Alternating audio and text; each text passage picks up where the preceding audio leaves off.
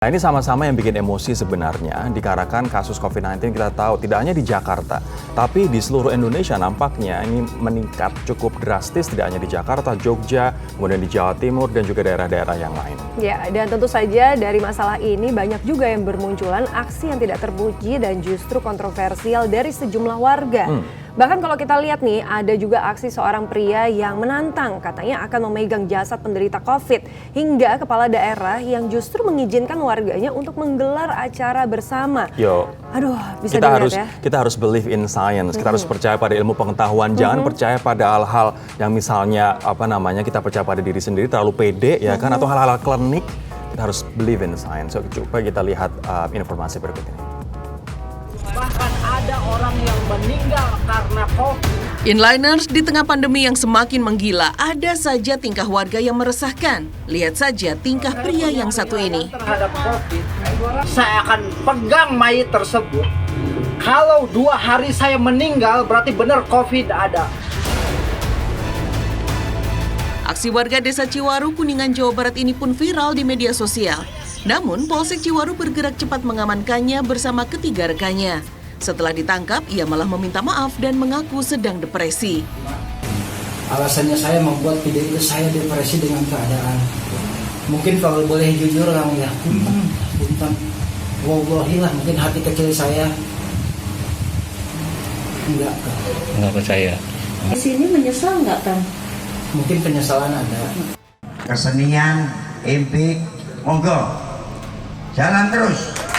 Setali 3 uang dengan pernyataan Bupati Banjarnegara Jawa Tengah yang malah memberikan izin pada warganya untuk menggelar berbagai kegiatan seperti hajatan, kesenian, hingga olahraga bersama. Ia bahkan menjamin jika ada aparat yang membubarkan acara, warga diminta melapor pada camat setempat. Bahkan sang Bupati mengaku siap bertanggung jawab asalkan acara digelar sesuai protokol kesehatan.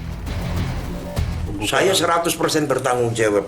Kegiatan seni sosial dan budaya yang dapat menimbulkan kerumunan diizinkan dibuka maksimal 25%.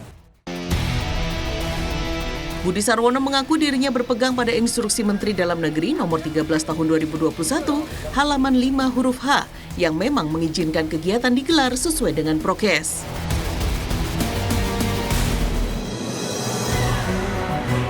Sementara itu di Jakarta, warga Jalan Pekapuran Tanah Sereal Tambora, Jakarta Barat terkejut karena seorang perempuan yang hasil swabnya dinyatakan positif nekat terjun dari lantai 3 rumahnya. Akibatnya gadis 23 tahun ini terluka parah di bagian kepala dan segera dilarikan ke rumah sakit. Ya, cuma kemarin doang gara-gara tes tes COVID, terus ada katanya dia ini positif. Ya. Sayangnya korban gagal diselamatkan dan akhirnya meninggal dunia.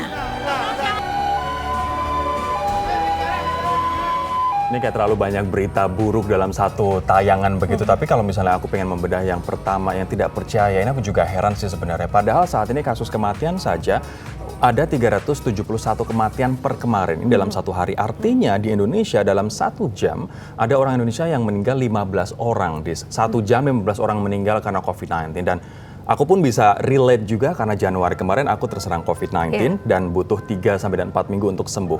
Makanya kalau misalnya ada orang yang nggak percaya tuh mungkin otaknya ketinggalan di mana kali ya? Itu dia, nggak cuma Rory ya. Alhamdulillah sampai sekarang saya belum terpapar. Tapi tentu saja saya bilang belum karena tadi saya nggak berani untuk bilang saya tidak terpapar begitu. Karena bisa jadi kapanpun kita bisa terkena yang namanya COVID. Apalagi sudah divaksinasi kamu kan. Kita waktu itu vaksinasi bareng-bareng dan kita tahu bahwa walaupun sudah divaksinasi kita tetap bisa terpapar. Ingat misalnya seperti Wakil Gubernur Jawa Barat ataupun istri Gubernur Jawa Barat yang walaupun sudah divaksin tetap terpapar. BCL, Bunga Citra Lestari, sudah divaksin tetap saja terpapar COVID-19. Betul sekali. Jadi mudah-mudahan para kepala daerah ini juga bisa sensitif berempati melihat bagaimana situasi kondisi di daerah kita masing-masing agar tidak hanya berpaku terhadap hitam di atas putih kertas peraturan saja, tapi kita juga bagaimana menjaga warga kita tetap aman dan sehat.